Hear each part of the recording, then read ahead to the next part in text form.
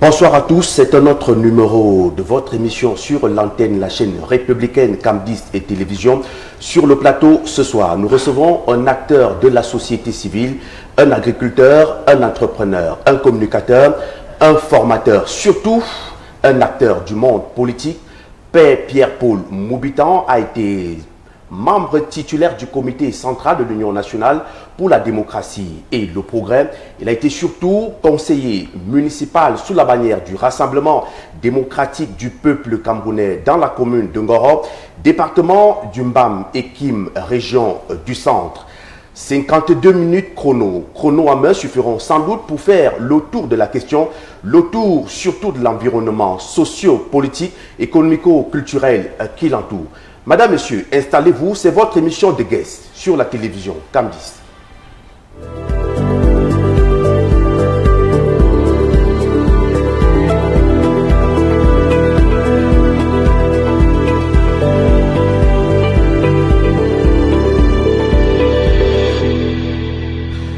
L'invité est donc déjà présent sur ce plateau. Nous l'avons annoncé, il s'agit de Paul-Pierre Moubitan, ancien membre titulaire élu au comité central de l'Union nationale pour la démocratie et le progrès, le parti de Maïgari Bello Bouba, et ancien conseiller municipal du Rassemblement démocratique du peuple camerounais dans la commune de Ngoro. Également, il a été secrétaire national de la jeunesse du président Paul Biya.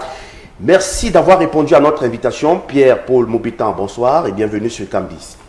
Bonsoir, merci de m'accueillir et bonsoir à tous les téléspectateurs. Alors, comment se porte Ngoro, je rappelle, vous êtes Ngoro ou bien Ngoro est votre terre d'accueil? Ngoro, c'est ma terre d'accueil qui m'a ouvert ses portes et m'a encadré jusqu'à maintenant. Mais je suis originaire de l'arrondissement de Ombessa, dans le Mbam et Inubu. Et vous savez que Ngoro, c'est dans le Mbam et Kim. Donc, je suis à cheval entre les deux. Mais je peux dire que depuis pratiquement 27 ans, près d'une trentaine d'années, je suis établi à Ngoro, où je mène donc les activités que vous avez évoquées tout à l'heure. Pourquoi Ngoro et pourquoi pas Ombessa pour vos activités? Bon, j'avoue que, vous savez, actuellement, avec les problèmes fonciers au Cameroun, à l'époque, je rêvais de pouvoir mener ce projet, ce qui me tenait à cœur, à savoir la construction d'un village écotouristique, ouais, où le vivre ensemble est réellement non seulement prôné, mais vécu. C'est pour cela que ce village, qui aujourd'hui est constitué d'à peu près un peu moins d'une soixantaine de personnes, donc adultes comme enfants, où les gens vivent en symbiose, en respectant la nature, l'environnement, en préservant l'écosystème. Et j'ai donc aujourd'hui, par nostalgie aussi, comme on dit, chez moi aussi, à Ombessa, alors qu'à l'époque, quand même, il y a 30 ans, mon intention était effectivement de commencer un projet de ce genre dans l'arrondissement d'Ombessa. Mais j'avais fait face aux réalités que connaissent tous ceux qui ont vécu longtemps en ville et qui reviennent au village, avec la question de la résistance de ceux qui étaient restés sur place. Eh bien, j'ai eu maille à partir avec certains de mes frères de la grande famille, et puis je me suis dit, au lieu de continuer à insister, que j'aille là où on peut m'accueillir mieux, et Ngoro m'avait ouvert dans ses portes à ce moment-là, et je ne regrette pas du tout d'avoir engagé cette expérience dans l'arrondissement de Ngoro, puisqu'aujourd'hui, je peux dire que le projet est achevé. Alors, nous allons justement saluer donc le maire de la commune de Ngoro, sans doute qui vous regarde dans ce moment. Qui est réellement Pierre Moubitan? Vous l'avez dit, vous êtes originaire du département du Mbam et Inubu, qui a pour chef-lieu Bafia, et vous avez pour terre d'accueil la ville de Ngoro, l'arrondissement de Ngoro. En quelques mots, qui est Pierre Moubitan? Alors, vous savez, c'est toujours pas facile, hein, surtout pour quelqu'un qui a une longue expérience de vie, comme moi, mes 70 ans sonnés actuels m'ont amené à vivre... Mais vous ne faites pas cet âge. Ouais, pourtant j'ai laissé des cheveux blancs pour paraître cela. Parce que vous savez, la tendance aujourd'hui, c'est de fuir la réalité de son âge. Ouais. Et pourtant, c'est une grâce de pouvoir atteindre 70 ans. Ce n'est plus évident pour tout le monde aujourd'hui. Et donc, il est difficile, parce que j'ai tellement de casquettes, à cause de ces multiples expériences que j'ai vécues depuis ma jeunesse. Mais je m'en tiendrai à dire tout simplement, je suis un penseur, je suis un chercheur de vérité, de lumière, qui très tôt dans la jeunesse a compris la nécessité de rechercher des choses essentielles, des choses qui peuvent permettre à l'homme non seulement de s'épanouir sur le plan matériel, c'est trivial, mais surtout et essentiellement sur le plan spirituel, sur le plan intérieur. C'est d'ailleurs ce qui m'a amené à créer une école des mystères, un ordre spirituel, à l'instar des ordres que vous connaissez, la franc-maçonnerie, la Rose-Croix. Et je pense que c'est un aboutissement normal de quelqu'un qui a passé... Comment on appelle votre ordre? L'école traditionnelle africaine des mystères. D'accord. Alors, cette école qui, bien sûr, aujourd'hui, est devenue internationale parce que nous avons des membres dans pratiquement tous les continents et qui suivent studieusement les enseignements de cette école, ce qui me réjouit énormément, ce qui veut dire que je n'ai pas perdu mon temps à rechercher la lumière et la vérité, puisqu'aujourd'hui, beaucoup de jeunes, et même des moins jeunes, se sentent à l'aise de suivre les enseignements que nous dispensons dans cette école spirituelle. Et donc, vous savez, la spiritualité a ceci de particulier que, au départ, quand on commence la recherche, on a l'impression qu'on va quitter la terre pour aller aux cieux. Mais au fur et à mesure qu'on avance dans cette quête spirituelle, surtout dans sa pratique, on se rend compte qu'on ne peut pas aller aux cieux sans avoir été utile sur la terre. Et c'est alors que on se sent à un moment donné amené à venir donc dans la vie pratique, sociale, politique et autres pour apporter la lumière. D'accord. Je rappelle que nous avons, bel et bien avant cette émission, il y a quelques mois, nous avons envoyé des équipes auprès de vous, du côté de Ngoro, pour essayer de voir votre biotope. Le biotope, l'environnement dans lequel vous vivez. Je vous propose, si vous en avez convenance, de revoir dans cette transition, votre trajectoire, ce que vous faites en quelques mots seulement sur Cam10 Télévision.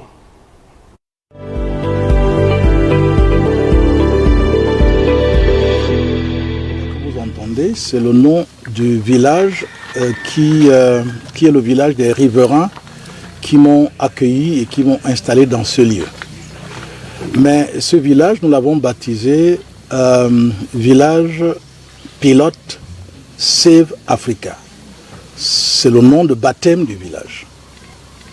Maintenant, lorsque nous sommes arrivés ici et que nous avons été accueillis, très vite, quelques années après, nous avons été désignés comme chef de quartier à travers une installation publique. Et on nous avait demandé donc de donner un nom à notre quartier. Et ce quartier, donc, on l'avait appelé Boyamou Bitan. C'est-à-dire, c'est dans ma langue, le Nougounou, ça signifie les gens de Moubitan. Eh bien, pour pouvoir, vous, en tant qu'homme, puisque vous êtes des arbres, pour pouvoir fonder une famille, il y a toujours un couple. Fort de cette connaissance, il fallait qu'on détermine quel est le couple qui va porter l'ensemble des arbres du village. Et ce couple doit être un couple qui, si on les met ensemble, donne tout ce dont l'homme a besoin pour se substanter. Exactement comme le couple de monsieur et madame. Et donc, nous avons donc pensé qu'il fallait qu'il y ait suffisamment un arbre qui peut non seulement donner à manger, mais qui peut soigner. Donc, qui est l'un des meilleurs médicaments que la nature puisse avoir. Sûrement, ça vous surprendra, eh bien, c'est le manguier. Alors, nous avons donc planté le manguier. Mais le manguier ne suffisait pas, comme je vous ai dit tout à l'heure, il fallait un autre arbre aussi qui permet effectivement de régler le problème de substantiation de l'homme. Il fallait qu'il y ait le palmier. 26 ans plus tard, Nyafianga est totalement transformé au point de devenir une véritable curiosité. Il y a tout ce que vous pouvez imaginer comme arbre. Il y a à peu près 50 espèces d'arbres fruitiers dans ce village. L'on vit grâce à la nature. Les habitations sont construites en matériel écologique. Rien n'est transporté de la ville, encore moins acheté au chef-lieu de l'arrondissement, ce qui en fait un lieu touristique. Les près de 100 âmes qui forment les habitants de ce village ne commercent quasiment pas avec l'extérieur, tout étant sur place, en commençant par le repas qu'ils consomment. Vous voyez ces fûts par exemple, vous allez voir ici là. Ici c'est quoi? Les pistaches. C'est ce que nous avons cultivé quand on a récolté. Voilà, Pierre Moubitan, c'était juste un bout de votre environnement. Alors, vous avez tantôt indiqué à l'entrée de cette émission que vous êtes un acteur du monde agro-pastoral. Alors, quelle est la trajectoire que vous avez choisie? Vous savez, nous avons la culture du manguier, nous avons la banane platin, nous avons l'igname, nous avons la patate. Vous faites dans quel domaine? Bon, alors, je vais vous dire, je ne pratique pas l'agriculture comme tout le monde, parce que déjà même, la définition de l'agriculture même n'est pas la même que nous avons par rapport à celle des autres. Rien que déjà par la définition. Parce que pour nous, l'agriculture signifie élever la terre avec tout ce qu'elle contient. Oui. Très bien. Alors, vous ne pouvez pas élever la terre avec tout ce qu'elle contient en choisissant ce que vous allez élever. Parce qu'on élève les arbres comme on élève les animaux. Et donc, du coup, nous, puisque la fonction première de l'agriculture, c'est d'abord de substanter les animaux et les hommes, donc de leur donner à manger. Alors, cette fonction ne peut être réalisée efficacement que si il y a une très grande diversité de spéculations agricoles. C'est pour cela que nous n'avons pas fait d'économie dans ce sens. Vous vous retrouvez dans ce village avec pratiquement, comme vous avez constaté, près d'une cinquantaine d'espèces d'arbres fruitiers. Je ne parle pas de au moins une centaine de légumes, légumineuses, plantes sortant du maraîcher et tout cela. Nous, on n'a pas voulu se concentrer uniquement sur une spéculation agricole. Parce que la première fonction, disais-je, c'est d'abord de se substanter, donc de manger. Et donc, il fallait, étant donné que nous voulions respecter l'écologie, la nature, il fallait qu'on vive comme la nature elle-même vit. C'est pour cela que vous retrouverez donc tout ce qu'il est possible de manger sur terre dans ce village. Alors, ça veut dire que vous contribuez sans doute donc à la politique de l'import-substitution. Et que pensez-vous d'elle? Eh bien, l'import-substitution, moi je me dis même que cette politique est arrivée au Cameroun très tard. Ça aurait été, l'idéal aurait été que ce soit depuis l'accession du Cameroun à l'indépendance. Mais comme il n'est jamais trop tard, eh bien, c'est une très bonne chose qu'aujourd'hui le gouvernement y ait pensé. Est-ce qu'à cette époque-là, le Cameroun avait des moyens pour pouvoir financer, par exemple? La preuve, on parlait à l'époque de la Révolution verte. Mais nous avons été victimes de l'acceptation de nous laisser dicter par les institutions internationales qui ont obéré nos efforts de développement qui devaient nécessairement être basés sur l'agriculture. Alors, on nous a entraînés dans d'autres filières, on ne pouvait pas financer l'agriculture, on interdisait même, lorsque nous étions engagés dans les exigences du FMI ou de toute autre institution, on nous demandait même expressément de ne pas financer l'agriculture, que ça n'est pas, c'est pas important, c'est pas une priorité et tout cela. Mais comme malheureusement, on est rentré dans les fourches codines de ces institutions, on s'est mis donc à abandonner, je peux dire, progressivement l'agriculture. Heureusement que les ruraux, ceux qui sont des paysans comme nous, en zone rurale, puisque ce n'est que de ça que nous vivons, nous avons continué à travailler, parce que sinon aujourd'hui, on serait en train d'importer tout.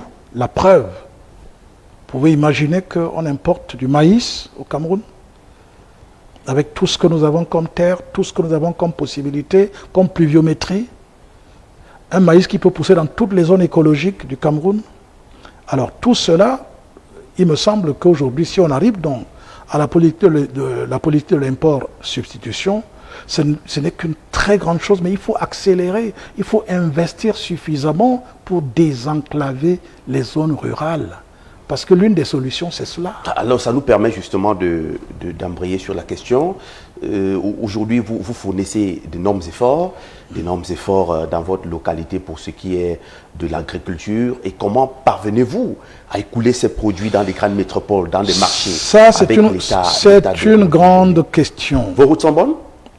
Alors là, je vous dis, c'est une gageure. Si je vous dis qu'il y a des moments où nous pouvons passer une semaine, 2 semaines sans être à même de traverser, parce que je prends l'exemple de l'arrondissement de Ngoro. Vous pouvez faire 2 semaines, le bac est en panne, puisqu'il n'y a pas de pont qui nous permet de quitter de Ngoro à Bafia. Alors imaginez-vous quand le bac qui marche avec le moteur, dès qu'il est en panne, 1 semaine, 2 semaines, vous pouvez imaginer combien de camions sont obligés de ne pas pouvoir traverser.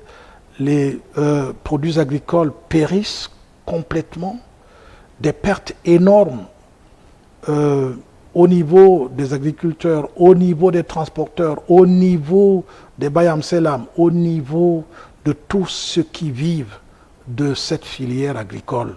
Vous voyez que le problème des routes, c'est pour ça que tout de suite j'ai parlé du désenclavement des zones rurales. J'ai l'habitude de dire en tant que paysan, si vous me demandez, si j'avais un jour, oh quel beau rêve, la possibilité de rencontrer le chef de l'État du Cameroun, je lui dirais, mais cessez d'investir beaucoup de milliards dans d'autres secteurs. Désenclavez-nous toutes les zones, toutes les routes. Tous les bassins de production. Tous les bassins de production, toutes les zones rurales du Cameroun. Vous allez voir que les agriculteurs eux-mêmes vont construire même les hôpitaux. Les agriculteurs vont construire même des stades de football. Les agriculteurs vont construire ce dont ils ont besoin pour s'épanouir. Mais malheureusement, il y a effectivement ces contraintes. Donc, l'enclavement des zones rurales. Alors, Pierre-Paul Moubitan, il y a quand même que si du côté de Ngoro, il y a ce bac, puisqu'il y a l'absence d'un pont, de ce côté, eh bien, on essaie de rattraper avec un bac. Il y a d'autres voies de contournement. Je veux parler de celle peut-être qui peut vous permettre de sortir en Bangassina, arriver à Kemayo pour ressortir au pont de la France du côté de oui, en passant par Biakwa et tout. C'est une catastrophe. Si je vous dis combien de véhicules j'ai abîmés sur cette route entre Ngoro et Yaoundé, lorsque parfois le bac faisait 9 mois sans marcher. 9 mois. Ce n'est que par là qu'on pouvait passer. Mais l'état de la route, vous quittiez de Ngoro, vous dormiez des jours en route pour arriver à Yaoundé à cause de l'état de la route. Ça n'a pas changé. Vous pouvez y faire un tour encore là maintenant. Alors, je voudrais quand même dire que il est nécessaire aujourd'hui que les politiques puisse être davantage tourné vers non seulement le désenclavement des zones rurales. Moi, je dis, l'agriculteur n'a pas besoin de financement. Ça, je peux le démontrer. On n'a pas besoin de faire tout le cinéma que nous voyons là. Des ministres vont dans les zones rurales, on va distribuer les brouettes, on va distribuer les porte-tout, on distribue les machettes et les roues. À la limite même, je dis, c'est une insulte.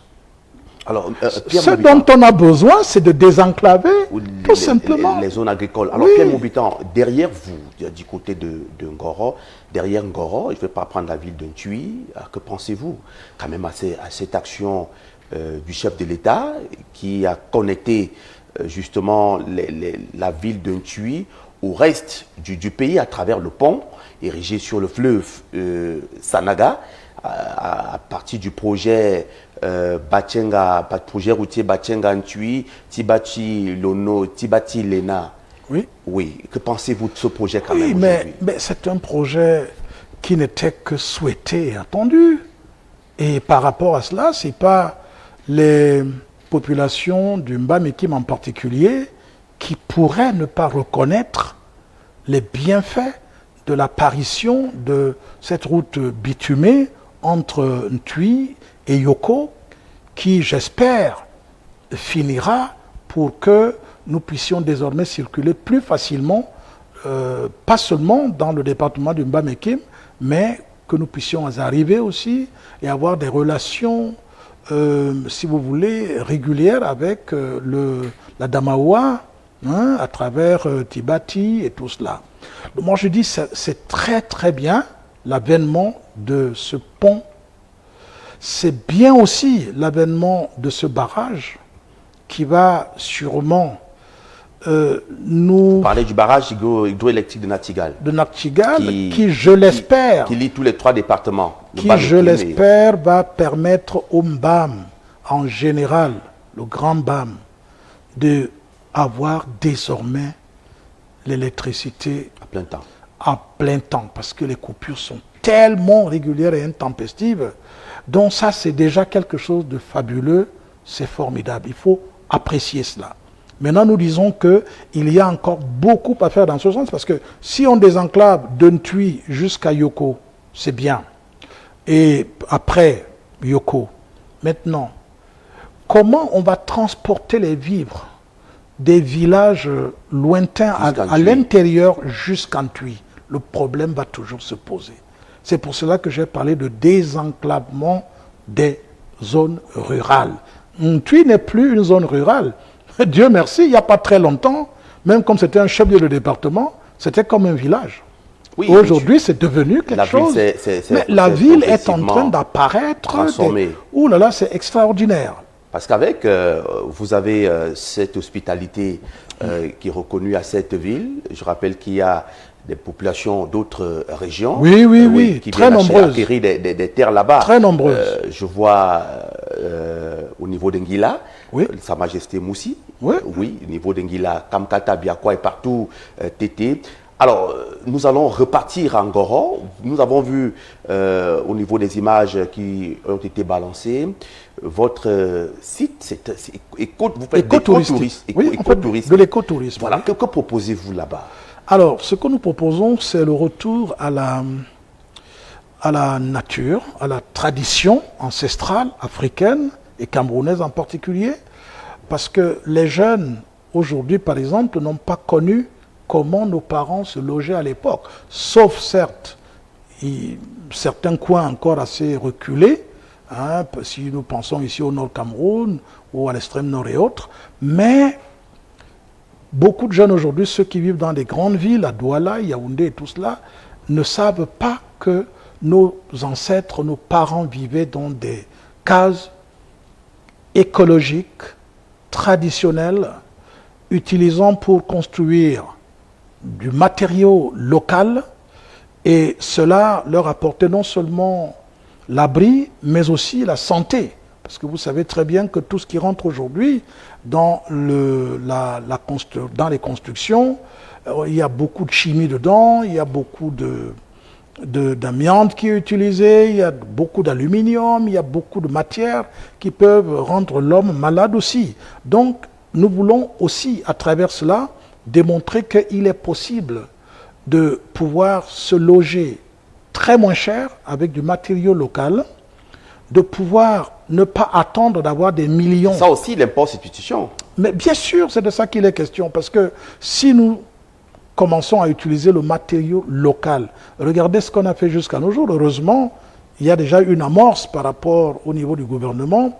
Il y a des lois qui ont été votées pour que désormais le bois ne sorte plus de manière Oui, la loi sur grume, l'exploitation des grumes. oui, et que désormais au moins un pourcentage puisse être transformé. C'est déjà un début de solution. Nous souhaitons que ça aille plus loin que cela.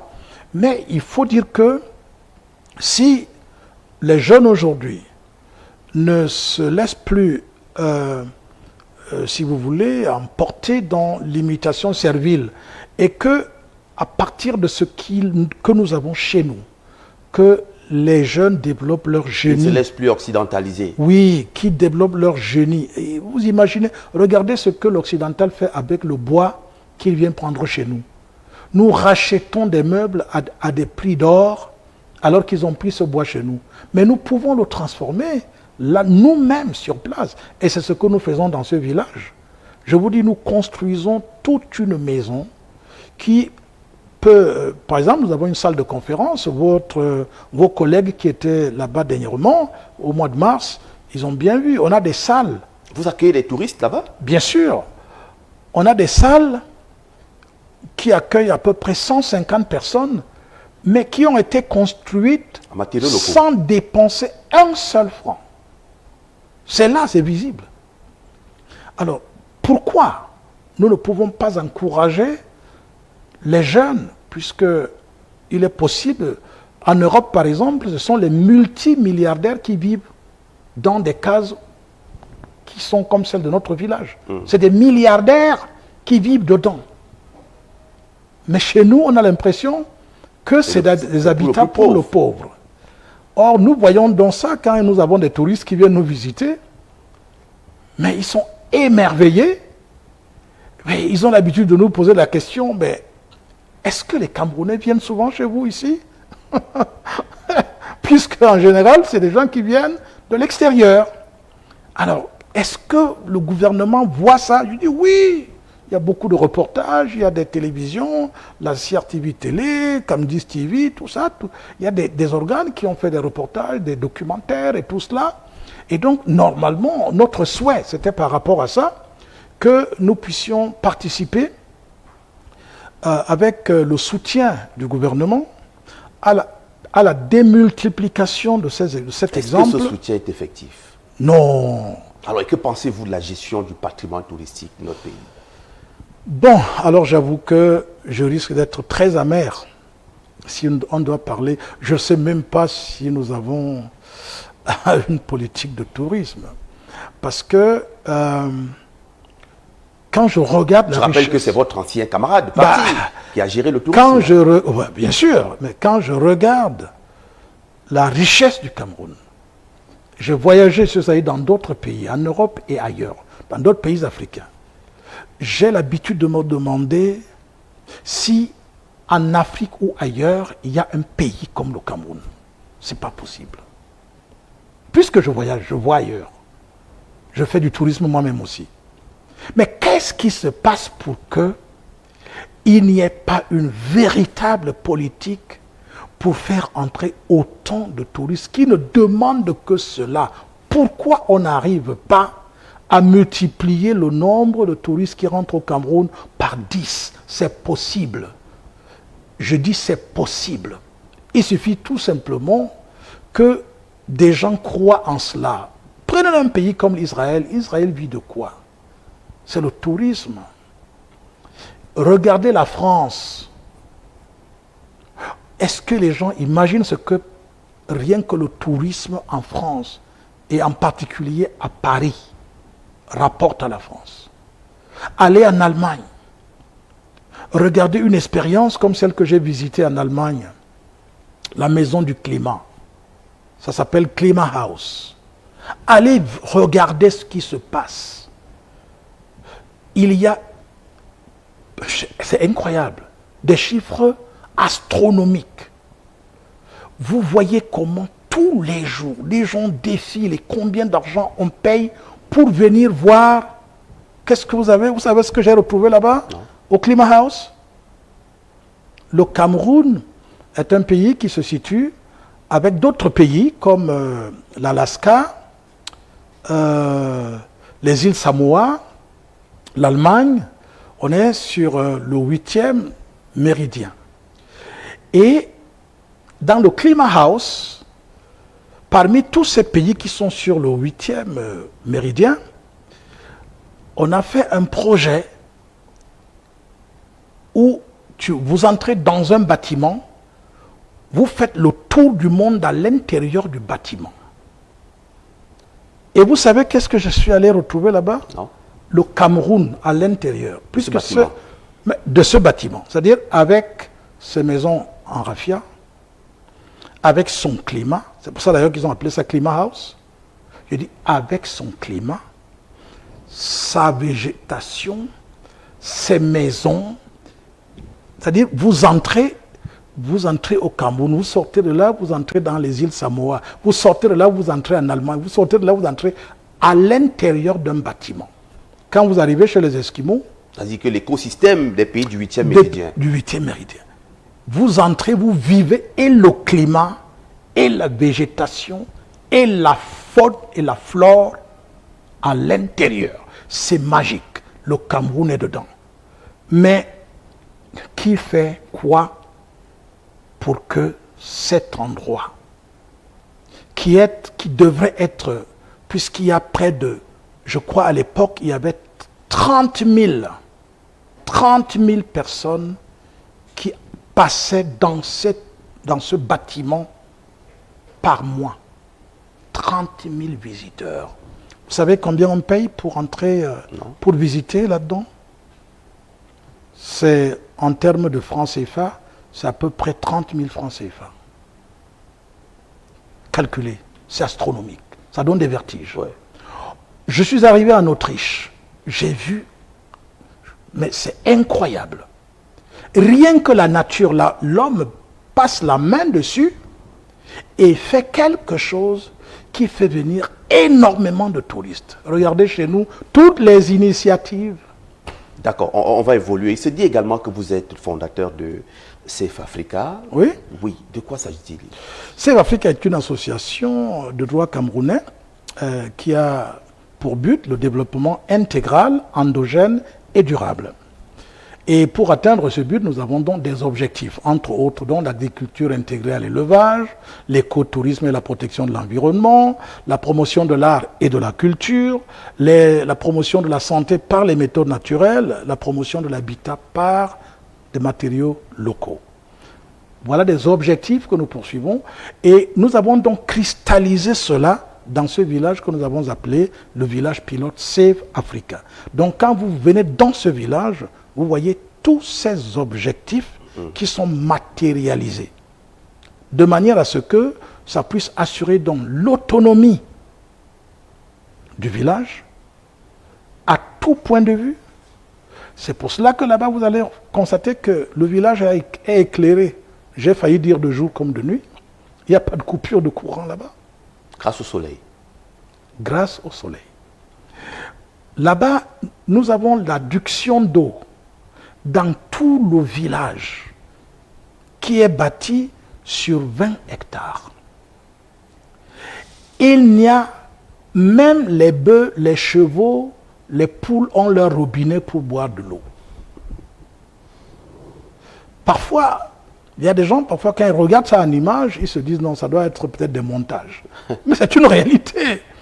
Alors, le problème, donc, c'est que ce village, donc, cette association, qui à l'époque, d'ailleurs, hein, dès le début, en 2005, nous avions décidé que le président de la République, le président Biya, c'est lui qui devait être, et qui, il nous a jamais dit non, le président d'honneur de cette association. De Safe Africa. De Safe Africa. Ça n'a pas changé jusqu'à nos jours. Alors, nous voyons la possibilité de présenter au chef de l'État une expérience de ce genre en lui disant, Monsieur le Président, reproduisez cela dans au moins 59 départements du Cameroun. Nous allons gagner énormément de devises avec les visiteurs. Dans tous les départements? Dans tous les départements. Un seul, je ne parle même pas des arrondissements. Si on a un village de ce genre, qui est déjà fini, le projet est terminé, c'est-à-dire qu'il n'y a plus rien à faire là-bas, tout fonctionne convenablement. Et on reproduit tout simplement cela. Est-ce que vous pouvez comprendre pourquoi les collaborateurs du chef de l'État refusent de le faire? Comment vous pouvez comprendre ça? Est-ce que le dossier est arrivé à leur niveau? 1000 fois. Alors, je ne voudrais pas, parce que ça, parfois ça rend un peu triste, je ne veux pas être triste. Alors, quand je regarde tout ça, je me dis, j'espère que cela changera. C'est d'ailleurs ça qui m'amène en politique. Parce que je me suis dit, mais mon vieux, nous avons des idées, on a des richesses, on a un pays béni, on a l'hydrographie, mais ce n'est pas possible, l'une des meilleures au monde. On a 4 zones climatiques, 4 zones écologiques. On a tout ce qu'un pays doit avoir pour être riche. Il suffit juste d'un petit pouce. Alors, avant de prendre le volet politique, est-ce que vous avez d'autres projets, il y a des projets à venir, il y a des annonces que vous pouvez faire aux téléspectateurs, à la communauté touristique nationale et même internationale, concernant votre village Boya Moubitan. Est-ce qu'il y a des innovations là-bas attendues? Qu'est-ce que vous entendez faire pour des mois, des jours, des semaines à venir? Je vous ai dit, le projet est achevé. Quand on dit qu'un projet est achevé, ça veut dire qu'il ne reste que son développement. Par exemple, aujourd'hui, nous faisons là-dedans de l'équitation. C'est-à-dire, quand vous venez dans ce village, vous pouvez apprendre à aller à cheval, ou si vous savez déjà le faire, vous pouvez faire des trekking, des balades à cheval et tout cela. Alors, nous souhaitons ardemment que ce volet soit sérieusement développé. Le volet élevage des chevaux et élevage bovin, parce que ces deux élevages... Est-ce qu'il manque encore là-bas? Il y en a déjà, puisqu'on fait l'élevage bovin, l'élevage équin, oui, les chevaux. Alors, je dis, aujourd'hui, il faut savoir joindre l'utile à l'agréable. C'est-à-dire, vous devez être d'abord vous-même heureux de votre milieu de vie, là où vous êtes. Il faut que des gens qui viennent vers vous constatent qu'il est possible d'être heureux dans un environnement pareil. Et il faut aussi avoir l'amour de partager une expérience de ce genre-là. Mais vous voyez bien que j'ai attendu beaucoup d'années. Il n'y a rien eu. Vous avez dit tout à l'heure que j'étais camarade de M. Bello Bouba Maïgari. Je suis resté membre du comité central de l'UNDP. Titulaire. Oui, bien sûr, depuis des années. On se parlait avec lui de tu à toi, on s'appelait au téléphone tout le temps. Mais il a envoyé 2 missions qui sont descendues là-bas. Nous avons travaillé pendant des mois pour essayer de voir comment. Est-ce qu'on a même signé un mémorandum pour le développement du tourisme à cet endroit, autour d'Angora. Et par la suite, silence de mort. Il est resté dans le tiroir. Mais pourtant, on était camarades. Donc, c'est pour vous dire qu'en fait, vous avez fait allusion à ça tout à l'heure. Non, il y a un problème, il y a un autre problème. Moi, je ne comprends pas. Il y a un autre problème. Parce que si un ministre que nous avions saisi à l'époque, et qui envoie une mission 2 fois de suite, et des missions de haut niveau, c'était d'ailleurs la première fois, et ça, je dis bravo à mon ancien camarade Bello Bouba Maïgari. Bravo, parce que c'est le seul ministre au Cameroun qui m'a répondu quand je lui ai envoyé un courrier. Oui, c'était votre camarade. Non. Votre camarade politique? Je n'étais pas encore dans l'UNDP. Ah, d'accord. Ah, ça, c'est pour ça que je dis bravo. Parce que si j'étais déjà dans l'UNDP, on aurait dit, mais il l'a fait parce que j'étais dans l'UNDP. Non, je n'étais pas dans l'UNDP. J'étais plutôt dans le RDPC. Et ce n'est pas parce que c'est dans le RDPC qu'il l'a fait. C'est Alors, parce qu'il a vu des images qu'on lui a présentées. Il a dit, allez me voir ça. Alors, évoluons Pierre-Paul Moubitan. Vous étiez d'abord au Rassemblement démocratique Oui. du peuple camerounais. Vous êtes parti du RDPC pour l'UNDP. Oui. Je rappelle que pour le RDPC, on vous a exclu pour 18 mois. 18 mois. Oui. Quel était le motif, la raison? Bon, j'avoue qu'il n'y a que le président du parti, le président Paul Biya, qui pouvait me dire exactement pourquoi on m'a exclu. Jusqu'à nos jours, je ne connais pas la raison. Ça, je vous réponds de manière honnête. Conseiller municipal de la commune de Ngoro. Oui, j'étais conseiller municipal et tout ça. Pas seulement.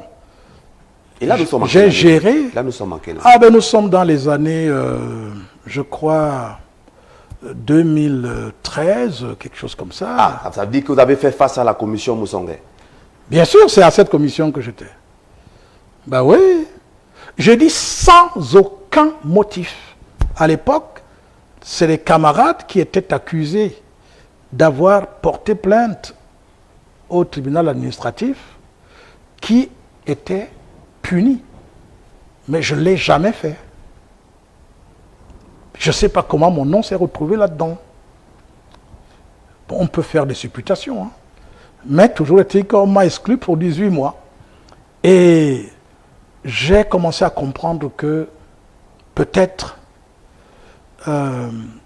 ce n'est plus ma place là-bas. Et à un moment donné, je me suis dit, sûrement le président n'a plus la maîtrise du parti. Parce que s'il en avait la maîtrise, on ne lui aurait pas fait signer mon exclusion. Parce que, pour la petite gouverne, avant que je ne sois membre du RDPC à l'époque, j'étais secrétaire national de la jeunesse du président Biya. Ça veut dire que même ce passé pouvait quand même faire dire, mais attendez, mais nous avons vu ce monsieur à l'œuvre en train de soutenir les idéaux du président sans rien attendre en retour. Au contraire. Un jour, une camarade, membre de la jeunesse présidentielle, m'avait dit, mais monsieur Moubitan, vous croyez que quoi? Qui vous a même dit de dépenser autant de votre argent, vous cassez vos voitures? Ah ben, vous ne connaissez pas. Bon, alors, moi j'ai dit non, ça, moi je ne suis pas venu pour ça. Moi je soutiens des idéaux. J'avais été touché par ce que le président de la République avait proposé. La politique ne m'intéressait même pas à l'époque. Mais il avait donné 2 piliers qui sonnaient dans mon système. Rigueur et moralisation. Et à l'époque, quand j'avais écouté ça, j'étais presque en transe. Je dis, mais c'est ça la route. Et vous allez comprendre pourquoi je suis devenu fondateur d'une école spirituelle. Parce que... L'école africaine de la spiritualité. Oui, et vous comprenez pourquoi est-ce que j'ai toujours pensé que si les spiritualistes ne peuvent pas gouverner, on ne peut aller nulle part. Parce que le fondement de la spiritualité, c'est la rigueur et la moralisation. Or, quand j'avais entendu ça, j'ai dit, allez, je m'en vais. Je suis allé, j'ai commencé à soutenir le chef de l'État, oh là là, corps et âme. Mais on n'avait pas les mêmes intentions que les autres. Il y en a qui venaient parce que peut-être ça leur permettait d'avoir une situation sociale. Moi, j'étais un amoureux de l'agriculture et je n'avais pas besoin ni d'être nommé quoi que ce soit, ni de quoi que ce soit. Ça ne m'intéressait pas du tout. D'ailleurs, à un moment donné, quand j'étais secrétaire national de la jeunesse présidentielle, eh bien, ce n'est pas les propositions qui ont manqué pour que je puisse avoir un certain type de position ou d'avantage. J'ai dit non, je suis agriculteur. Je me souviens, parce que n'ayez pas peur de ce que je dis. Allez-y, allez-y. Voilà. Vous direz alors, je me souviens, le camarade, l'ancien camarade à l'époque, le ministre Grégoire Oona, s'était arrêté un jour, il m'a demandé, mais monsieur Moubitan, qui êtes-vous? Je lui ai dit, mais camarade, Excellence, comme c'était le ministre, mais je suis un agriculteur. Parce qu'il n'a pas compris comment, au cours d'une réunion que nous avions à la présidence de la République, il n'a pas compris quand on lui rend compte, son collaborateur immédiat, le conseiller technique, lui dit, nous avons proposé à ce monsieur d'être désormais le président de la jeunesse présidentielle, il a dit non. On lui a demandé pourquoi, il a dit qu'il a ses raisons personnelles, il préfère faire l'agriculture. C'est là où lui, il veut orienter la jeunesse. Donc, qu'on le laisse dans son agriculture. Et est-ce que vous pouvez donner ces raisons aux téléspectateurs? Pourquoi vous avez refusé d'être président? Celui qui a voulu absolument être président est mort après.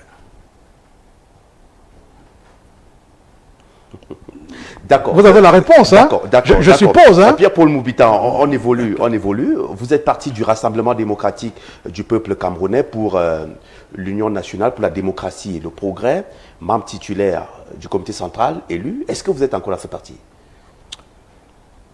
J'ai démissionné de l'UNDP Oui. pour finalement créer donc un mouvement politique dénommé Union pour le réveil de l'Afrique. Très bien. Alors, ce mouvement vient parce qu'à un moment donné, je constate qu'il n'y avait pas une différence, finalement, entre le parti où j'étais avant l'UNDP et l'UNDP. Il n'y avait pas de différence. Alors, je me suis dit, j'ai quand même eu cette richesse d'avoir côtoyé un très grand homme politique, Bello Bouba Maïgari, parce que quand vous avez la chance de discuter de tu à toi avec quelqu'un de ce genre, pondéré, calme, réfléchi, tout ça, c'est une école. Quand vous êtes à côté de quelqu'un de ce genre, vous apprenez comment on fait la politique. Donc, pour avoir aussi été proche des personnes, ça je les cite aujourd'hui, c'est pas parce que j'ai d'autres raisons. Je pense ici à des personnes comme le ministre Grégoire Ouna. Oui. Alors, j'ai appris auprès de ces personnes la politique. Je dis, parce que la politique, ce n'est pas seulement de lire les livres, mais c'est aussi de la pratiquer. Et auprès de toutes ces personnes, j'ai appris énormément. C'est même pour cela que jusqu'à nos jours, j'ai de l'admiration pour ces hommes politiques-là. Et je voulais donc vous dire qu'avec l'avènement de ce mouvement que je crée aujourd'hui, qui a été déposé pour la légalisation depuis pratiquement 19 mois, eh bien, je n'ai jamais été autorisé. Donc, le mouvement n'est pas autorisé. Peut-être que le moment arrivera. Ben, comme j'ai appris, c'est ce que j'enseigne moi-même en spiritualité, eh bien, la patience. Chaque chose en son temps. Il faut laisser parfois la nature faire quand c'est nécessaire. C'est pour cela que je suis resté en demandant tout simplement. Alors, avant de prendre des rendez-vous. Il y a quelques messages sur notre page Facebook. Comment avez-vous réagi suite au départ de Maïgari Bello Bouba, de l'alliance signée avec le Rassemblement démocratique du peuple camerounais? Je rappelle que c'est depuis 1997. Comment avez-vous réagi? Vous avez dit que vous parliez de tu à toi au téléphone. Est-ce que vous l'avez appelé? En tant que j'interroge là l'ancien titulaire du comité central. Je vous réponds tout de suite. À ma connaissance, il n'a pas renoncé à l'alliance. Non, jusqu'à maintenant. Mais de par les thèmes de l'alliance? Non, il n'a pas renoncé. Il l'a dit lui-même d'ailleurs pendant une courte interview que j'ai écoutée. Il n'a pas renoncé. Il a dit que dans cette alliance avec le RDPC, il n'y a jamais été dit là-bas que l'UNDP ne présentera pas un candidat à la présidence. Donc, j'ai ce document, hein, cette alliance, je l'ai, parce que donc, je ne pouvais pas quand même être... de ce que d'aucuns disent comme un vide juridique. Bon, je ne sais pas si... C'est ce que les juristes appellent vide. Je ne sais pas s'il profite d'un vide juridique. D'ailleurs, la preuve, vous voyez l'embarras qu'il y a. Il n'a pas démissionné. Il a dit qu'il est candidat. Mais on ne l'enlève pas non plus, comme on ne le remplace pas, comme on a remplacé Issa Chiroma et tout. Ça veut dire que l'alliance avec le RDPC se poursuit. Alors, puisqu'il nous reste quelques minutes encore à passer ensemble, nous allons donner lecture de quelques messages. Il y a des téléspectateurs qui vous regardent. Il y a Mariama Diallo qui écrit « Bonsoir, très bonne idée d'avoir invité M. Moubitan à votre émission. Bonsoir, je suis Aloïse Tella. M. Moubitan est un homme de haute spiritualité. » Voilà, c'est ce qu'il dit. Nous avons un autre message. Antoine Gadou qui dit « Bonsoir, c'est un grand homme. » Également, un autre message, Mariama Diallo toujours, très beau village, à dupliquer partout au Cameroun. Nous avons Youyou, pas c'est le nom qu'on a donné ici. Okay. Un agriculteur qui rayonne comme vous, on comprend qu'on a trop mystifié ce métier. C'est le message qui nous est envoyé. Un autre téléspectateur qui écrit bonsoir, un agriculteur très intellectuel. Nous avons Léa Parker qui écrit également ce soir, bonsoir. Merci pour ce moment, Papa Moubitan. Tu nous montres une autre vision des choses, surtout en Afrique. C'est un téléspectateur qui écrit. Nous avons Massanvogo Aloïs. Messanvogo Aloïs qui nous écrit quelque part au Cameroun. Bonsoir, il n'y a personne qui voyage comme les hauts fonctionnaires de l'État. Incroyable qu'ils ne puissent même pas imiter ce qui se passe bien ailleurs. Ça rejoint ce que vous avez dit pour la valorisation des valeurs, des sites touristiques dans notre pays. Merci pour ce moment, Moubitan. Christelle Rita Nanga, Mobouis.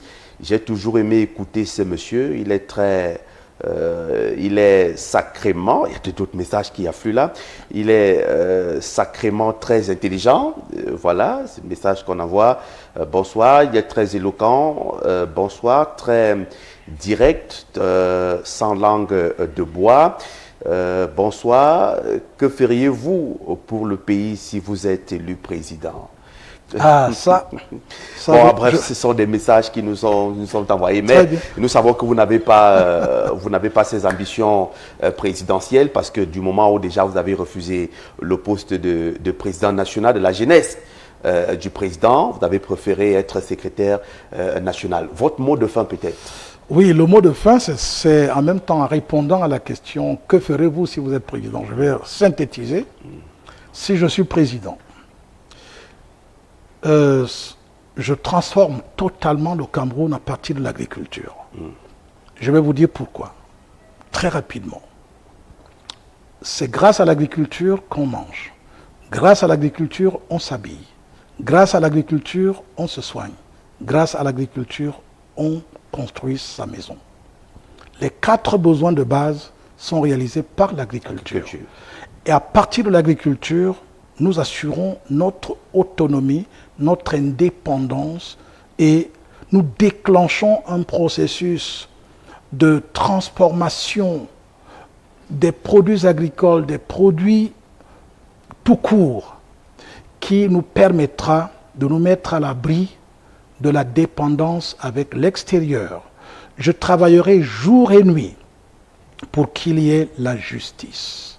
Parce que ce qui nous manque le plus actuellement, vous allez dire, ok, je vais me battre contre la corruption, oui, je vais me battre contre ceci. Non, faites en sorte que le magistrat soit désormais juste au Cameroun. Si le magistrat est juste, tout le reste va suivre si l'agriculture est utilisée comme soubassement. Parce que c'est ça qui est le véritable problème. Les gens font des fixations sur les hommes politiques. C'est inutile de passer de midi à 14 heures. Insulter M. Paul Biya, ce n'est même pas africain ça. Insulter Kamto Maurice, ce n'est pas du tout africain.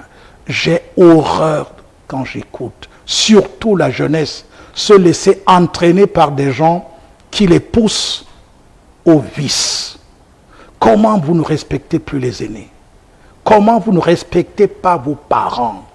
Qui vous a dit que l'âge est un péché? Qui vous a dit que c'est un objet de raillerie? Qui vous a dit ça? Mais vous serez vieux demain. Est-ce que la jeunesse est un projet politique? Le message que je voudrais passer aussi à tous les Camerounais, aujourd'hui, s'il vous plaît, nous avons un paradis que Dieu a mis à notre disposition, le Cameroun et par extension l'Afrique. Faisons tout pour que ces échéances électorales qui arrivent soient le plus apaisées possible. Que tout le monde se conforme, respecte les lois et que chacun travaille, se batte pour avoir le maximum d'électeurs possible et que qu'on puisse nous dire demain, voici celui qui a gagné les élections. J'ai des ambitions de devenir chef d'État de ce pays. J'ai des ambitions. Il ne faut pas que les gens pensent que ce n'est pas vrai. Mais chaque chose a son temps. Parce que si moi je ne le suis pas, il y a des jeunes qui me suivent depuis près d'une quarantaine d'années, qui ont opéré une transformation dans leur mentalité. Même si ce n'est pas moi, même si c'est eux qui vont diriger le Cameroun, c'est moi qui serai en train de le diriger. D'accord. Merci à vous, Pierre Moubitan. Madame, Monsieur, merci d'avoir été des nôtres. Je rappelle que nous recevions sur cette antenne Paul-Pierre Moubitan, acteur de la société civile, formateur, agriculteur, entrepreneur, acteur politique. Il a été membre titulaire du comité central de l'Union nationale pour la démocratie et le progrès UNDP. Il a été conseiller municipal de la commune de Ngoro sous la bannière du Rassemblement démocratique du peuple camerounais. L'émission donc est arrivée à sa fin. Samedi prochain, sans doute, sera un autre jour. Bonsoir.